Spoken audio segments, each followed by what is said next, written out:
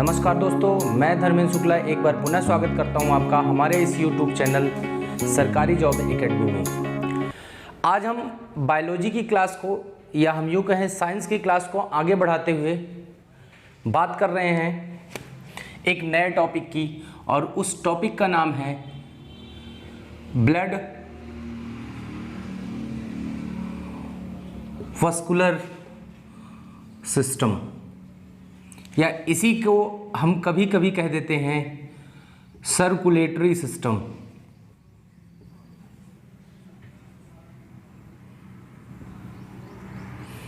ठीक है, हिंदी में अगर हम बात करें तो इसको कहेंगे रक्त संवहन तंत्र, और इसको कहेंगे हम परिसंचरण तंत्र। परिसंचरण तंत्र, जो परिसंचरण तंत्र है या सर्कुलेटरी सिस्टम है, अगर हम इसकी बात करें तो इसके फादर विलियम हार्वे को कहा जाता है। विलियम हार्वे को कहा जाता है क्योंकि सर्वप्रथम विलियम हार्वे ने सन 1628 में सर्कुलेटरी सिस्टम की खोज की थी, इसीलिए विलियम हार्वे को सर्कुलेटरी सिस्टम का फादर कहा जाता है। अब आइए बात करते हैं हम ब्लड वस्कुलर सिस्टम या सर्कुलेटरी सिस्टम की। ठीक है, इसको एक और नाम हम दे सकते हैं कार्डियोवस्कुलर सिस्टम, सेम ही है। अगर तीनों में से कोई टॉपिक आता है तो आपका तीनों सेम ही है। अब देखिए, अगर हम ब्लड वस्कुलर सिस्टम की बात करें तो इसको हम दो पार्ट में डिवाइड कर सकते हैं। एक तो हमारा हो गया ब्लड यानी कि रक्त, और दूसरा हमारा हो गया वस्कुलर सिस्टम यानी कि संवहन तंत्र। इस संवहन तंत्र को भी हम दो पार्ट में डिवाइड कर सकते हैं। ये संवहन तंत्र या वस्कुलर सिस्टम दो चीज़ों से मिलकर बना है। एक तो है हार्ट यानी कि हृदय, और दूसरा है ब्लड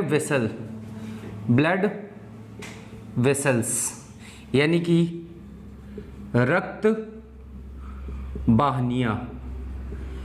अगर वस्कुलर सिस्टम की बात करें तो वस्कुलर सिस्टम हृदय एवं रक्त वाहिनियों से मिलकर बना है। तो अगर हम देखें तो ब्लड वस्कुलर एक टॉपिक हो गया, उसमें हमको तीन सब टॉपिक मिल गए।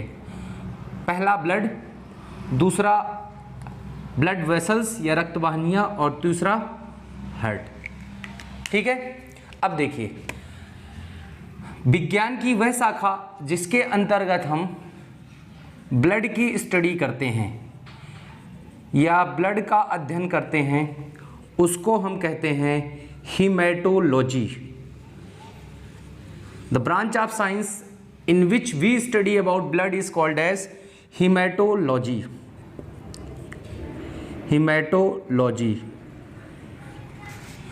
The branch of science in which we study about heart is known as cardiology. विज्ञान की वह शाखा जिसके अंतर्गत हम हृदय का अध्ययन करते हैं उसे हम कहते हैं कार्डियोलॉजी। और तीसरी बात, विज्ञान की वह शाखा जिसके अंतर्गत हम रक्त वाहिनियों का अध्ययन करते हैं या ब्लड वेसल का अध्ययन करते हैं उसे हम कहते हैं एंजियोलॉजी। क्या कहते हैं? एंजियोलॉजी। तो अगर इंग्लिश में एक बार मैं इनको बोलूं तीनों को, तो study of blood is known as haematology, study of heart is known as cardiology, and study of blood is known as blood vessel is known as angiology.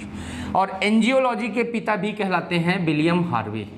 ठीक है, तो अगर आपसे क्वेश्चन पूछा जाता है कि who is known as father of circulatory system, तो आपका आंसर होगा विलियम हार्वे। और यदि आपका क्वेश्चन पूछा जाता है कि who is known as father of angiology, तब भी आपका आंसर होगा क्या? William Harvey. ठीक है, इतनी चीज़ें, ये है एक टॉपिक का ब्रीफ। सबसे पहले हम लोग पढ़ेंगे blood, then we will study about blood vessels, and at last we will study about heart. तो आइए बात करते हैं हम ब्लड की। हेडिंग करेंगे ब्लड।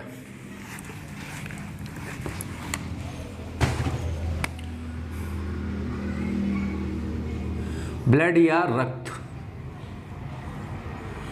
अब ब्लड में क्या क्या चीजें हम लोग पढ़ेंगे ये आपको पहले मैं बता देता हूं, ठीक है।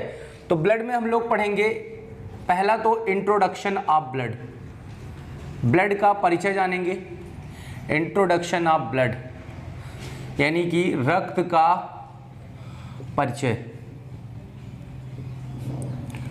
दूसरा हम लोग पढ़ेंगे कंपोजिशन ऑफ ब्लड, कि आखिर ये ब्लड जो है ये किससे किससे मिलके बना होता है, ब्लड किससे किससे मिलके बना होता है, यानी कि रक्त का संगठन। तीसरी जो चीज हम लोग पढ़ेंगे वो पढ़ेंगे ब्लड ग्रुप, यानी कि रक्त समूह। चौथी चीज पढ़ेंगे हम clotting and anti clotting factor, anti clotting factor, स्कंदन एवं प्रतिस्कंदन कारक। पांचवी चीज जो पढ़ेंगे इसमें वो हम पढ़ेंगे function of blood, function of blood यानी कि रक्त के कार्य। और इसके बाद जो चीजें इसमें बच जाती हैं, जो इसमें फिट नहीं होंगी, वो हम अलग से पढ़ेंगे miscellaneous things about blood, blood के बारे में विविध, ठीक है, यानी कि विविध किससे होगा, ब्लड से होगा। तो आइए बात करते हैं आज इंट्रोडक्शन ऑफ ब्लड से, ब्लड के परिचय से। तो पूछते हैं ब्लड का परिचय। तो जिस प्रकार हम अपना परिचय बताते हैं उस प्रकार आज हम ब्लड से उसका परिचय पूछते हैं। तो जब हम अपना परिचय बताते हैं या किसी से पूछते हैं तो उससे पूछते हैं कि भाई आप क्या हो, कौन हो, कहाँ पैदा हुए, कहाँ से आए, क्या करते हैं, ये सारी चीज़ें पूछते हैं। ऐसे ही हम ब्लड से ब्लड का परिचय पूछते हैं। और पहला क्वेश्चन जो हमारा ब्लड से है वो है कि व्हाट इज ब्लड,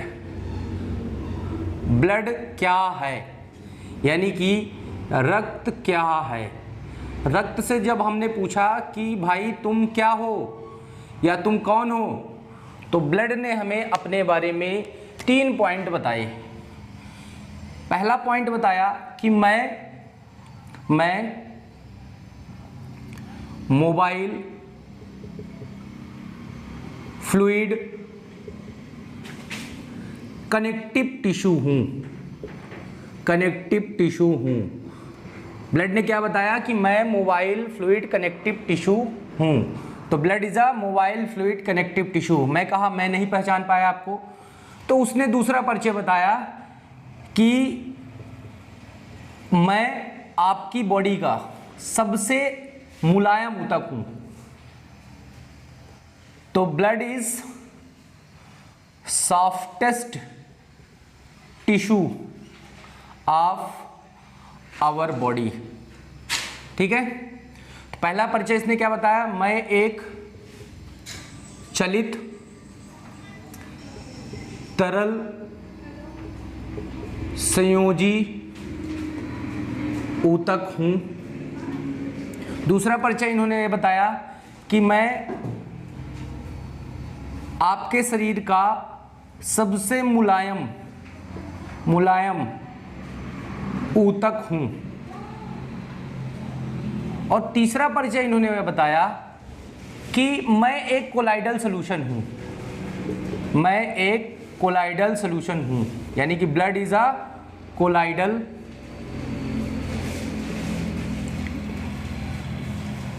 सॉल्यूशन, ठीक है, एक कोलाइडी बिलियन है,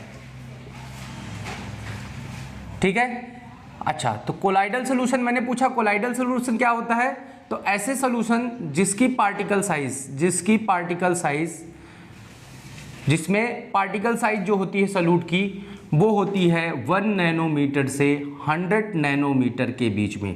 तो उस सॉल्यूशन को हम कहते हैं कोलाइडल सॉल्यूशन।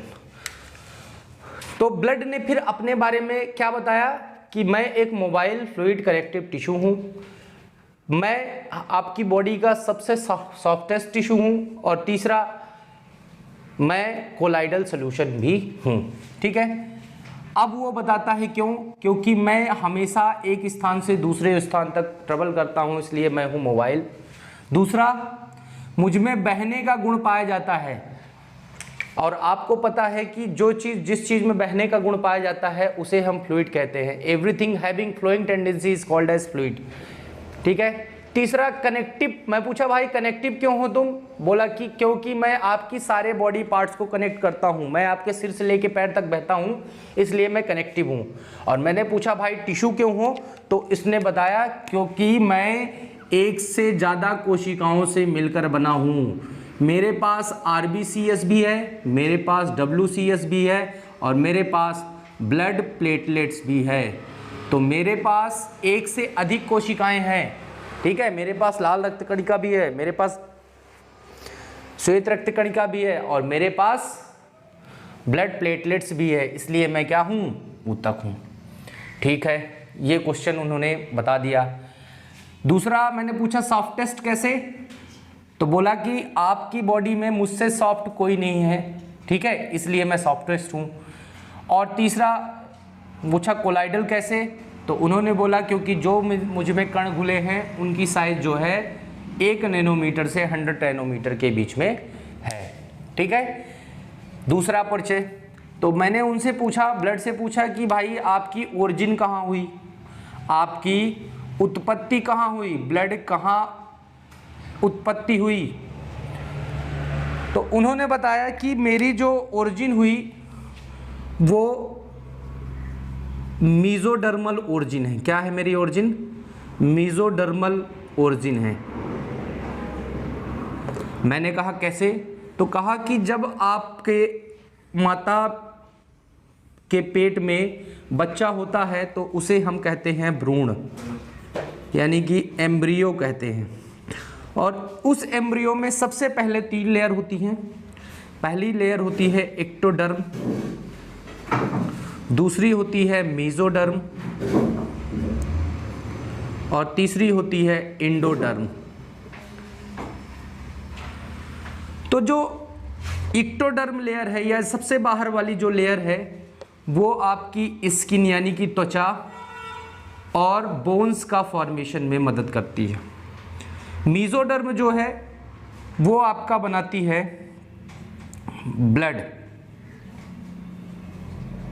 ब्लड का निर्माण करने में सहायता करती है, जबकि जो इंडोडर्म है वो आपकी बॉडी का इंटरनल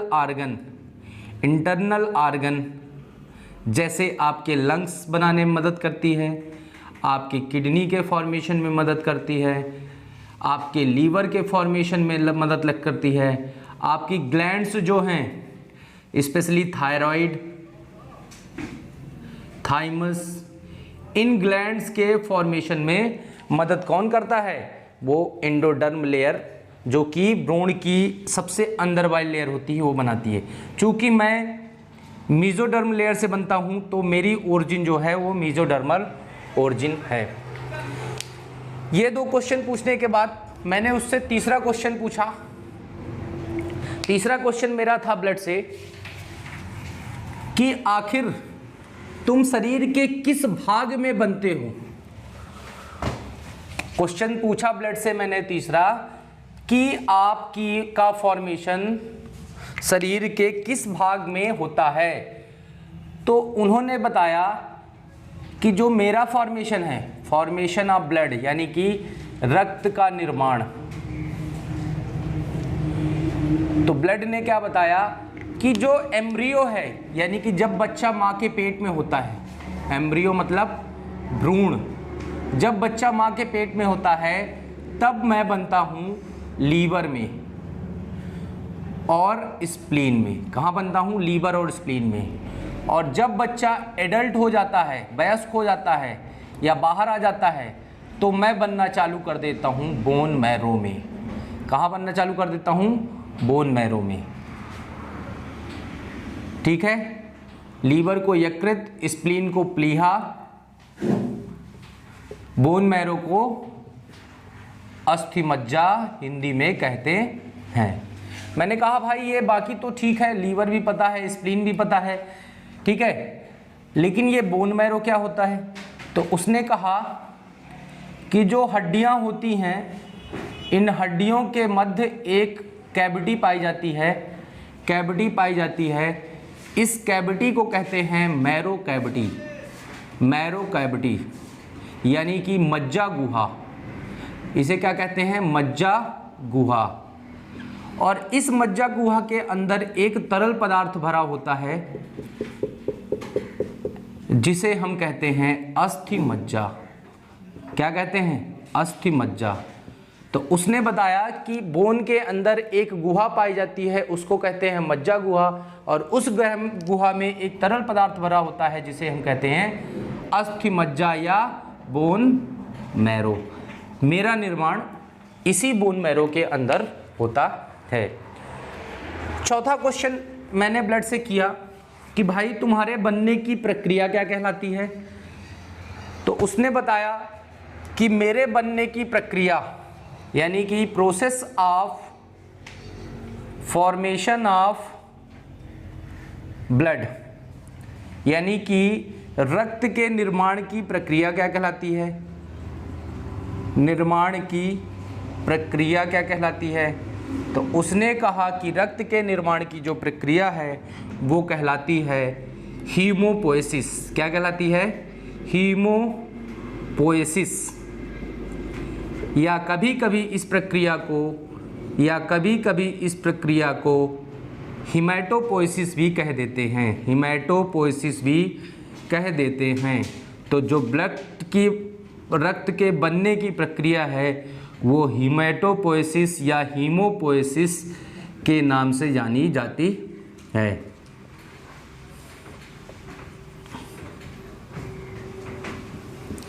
ठीक है, तो उसने अपने बारे में ये 4 पॉइंट बताए। 5वां पॉइंट उसने, मेरा 5वां क्वेश्चन था कि भाई तुम कितनी मात्रा में बनते हो? तो amount of blood in human body. तो उसने बताया कि इसका 2 प्रकार से जवाब दिया जा सकता है। क्या? पहला कि अगर मैं एक एडल्ट की बात करूं या वयस्क व्यक्ति की बात करूं जो खाया पिया हष्ट पुष्ट व्यक्ति है, तो उसमें मैं 5 से 6 लीटर तक बनता हूं, यानी कि 6 लीटर तक, 5 से 6 लीटर मेरी मात्रा होती है। जबकि अगर हम शरीर के प्रतिशत की बात करें, शरीर के प्रतिशत की, तो शरीर के प्रतिशत में बॉडी के परसेंटेज का 7% होता हूँ। ठीक है, ये इतने सारे जो है अमाउंट ऑफ ब्लड यानी कि ब्लड की मात्रा, रक्त की मात्रा। ठीक है, नेक्स्ट क्वेश्चन जो मैंने ब्लड से पूछा वो मैंने पूछा ब्लड से कि भाई साहब ये बताइए कि आपका कलर, मैंने पूछा आपका कलर क्या होता है? रक्त का रंग क्या होता है? तो उन्होंने ब्लड में जवाब दिया कि मेरा कलर जो होता है वो होता है डार्क रेड, यानी कि गाढ़ा लाल। मैंने कहा क्यों होता है? तो उन्होंने कहा कि मेरे पास एक पिगमेंट पाया जाता है, यानी कि लवक पाया जाता है, और उस पिगमेंट का नाम है हीमोग्लोबिन। ये हीमोग्लोबिन जो है मेरे ब्लड का रंग लाल कर देता है। तो मैंने कहा भाई हीमोग्लोबिन में तुम्हारे पास क्या क्या होता है हीमोग्लोबिन, तो हीमोग्लोबिन ने कहा कि मेरे पास दो चीजें होती है, एक होता है हीम और दूसरी होती है ग्लोबिन। ग्लोबिन। तो मैंने हीम से पूछा भाई तुम कौन हो, तो कहा कि मेरा नाम हीम है लेकिन मैं हूं कौन, आयरन। मैं कौन हूं, मैं हूं आयरन, यानी कि लोहा हूं मैं। ठीक है, तो मैं कहा तुम किस रूप में पाए जाते हो ब्लड में, तो उसने कहा कि मैं पाया जाता हूं Fe2+ के रूप में, यानी कि मुझे फेरस के नाम से भी जानते हैं। फिर मैंने ग्लोबिन से पूछा तुम कैसी प्रोटीन हो, तो इसने कहा मैं एक कॉम्प्लेक्स प्रोटीन हूं। कैसी प्रोटीन हूं, कॉम्प्लेक्स प्रोटीन हूं, यानी कि जटिल प्रोटीन हूं। ठीक है, तो मैंने कहा ये बताओ तुम दोनों में से आखिर ब्लड का लाल रंग कौन करता है, तो हीमोग्लोबिन में से हीम उचट के बोला कि लाल रंग के लिए मैं उत्तरदायी हूं। ठीक है, तो अगर हम बात करें कि कलर ऑफ ब्लड की, तो डार्क रेड होता है। क्यों होता है, क्योंकि उसमें एक पिगमेंट पाया जाता है, उस पिगमेंट का नाम है हीमोग्लोबिन। और हीमोग्लोबिन में दो चीज़ें होती, हीम और ग्लोबिन। हीम मतलब आयरन होता है और ये आयरन जो है ब्लड में फेरस के रूप में पाया जाता है, जबकि ग्लोबिन जो होती है वो कॉम्प्लेक्स प्रोटीन होती है और इसका कार्य जो है वो है ब्लड का ऑस्मोटिक बैलेंस मेंटेन करना। ऑस्मोटिक बैलेंस मेंटेन करना। ठीक है, अब नेक्स्ट क्वेश्चन जो हमारा ब्लड से है, हमारा नेक्स्ट क्वेश्चन ब्लड से है कि आखिर तुम्हारा जो है स्वाद क्या होता है। ब्लड ने कहा कि मेरा स्वाद जो होता है, 7वां क्वेश्चन मेरा ब्लड से क्या था कि आपका टेस्ट यानी कि स्वाद क्या होता है।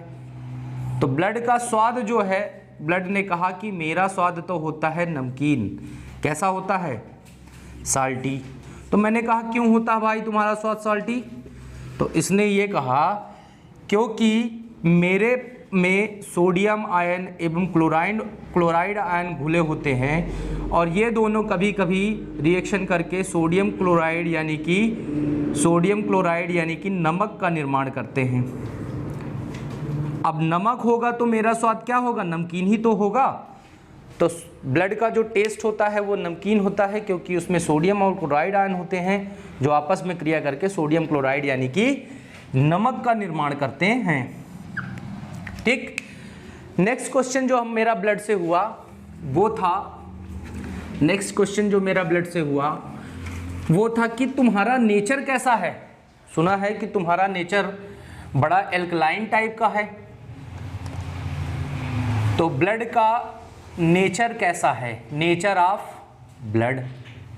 ठीक है, यानी कि रक्त की प्रकृति। तो अगर रक्त की प्रकृति की बात करें तो उसने ये कहा कि जो मेरी प्रकृति है वो है एल्कलाइन, या हम कभी कभी इसी को बेसिक कह देते हैं। हिंदी में अगर बात किया जाए क्षारीय। तो मैंने कहा क्षारीय क्यों है भाई, तो कहा क्योंकि मेरा पीएच मान 7 से अधिक है और जिसका पीएच मान 7 से 14 के बीच में होता है वो क्षारीय होता है। तो मैंने कहा तुम्हारा पीएच मान कितना है, तो उसने कहा मेरा पीएच मान जो है 7.4 है।